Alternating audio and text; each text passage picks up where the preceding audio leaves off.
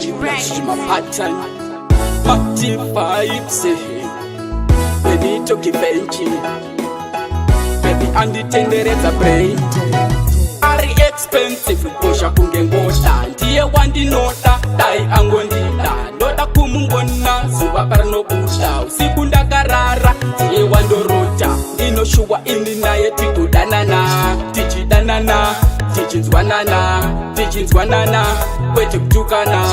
mushatobaka toitabana, mwana akanaka anenge nkirosi, chamtora chete, nomuchiva pese pano kura murosi, chamtora chete,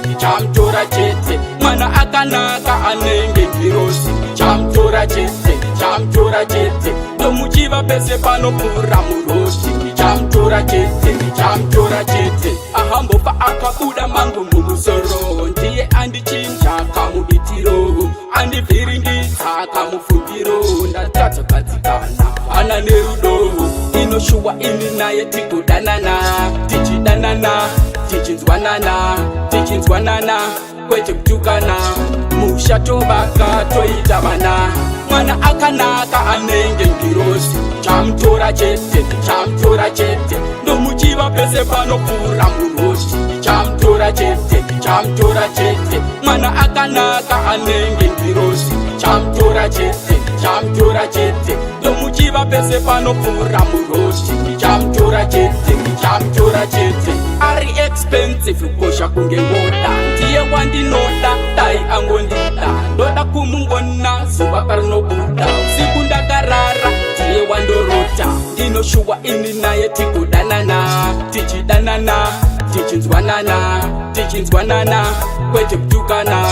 mushatobaka toitabana, mwana akanaka anenge nkirosi, chamtora chete, nomuchiva pese pano kura murosi, chamtora chete,